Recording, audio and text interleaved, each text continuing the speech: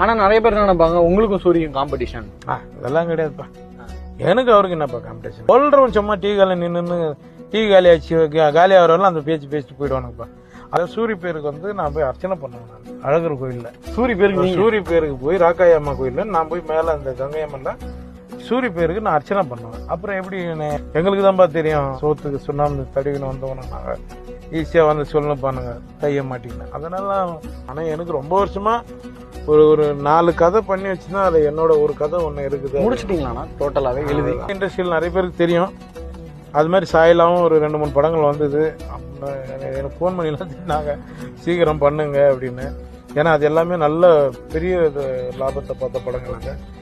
நம்ம எனக்கு ஒரு சின்ன ஒரு எமோஷன் கான்செப்ட் தான், ஜாலியாக காமெடியா. நமக்கு என்ன வரும், காமெடி தானே வரும். அதை வச்சு தான் ஜாலியா ஒரு படம் பண்ணிருக்கோம். சூப்பர், சீக்கிரம் பண்ணலாம். நேரத்தில் இந்த தலைமுடி இந்த உருவத்தி எல்லாத்தையும் பார்த்து கிண்டல் பண்ணி கேலி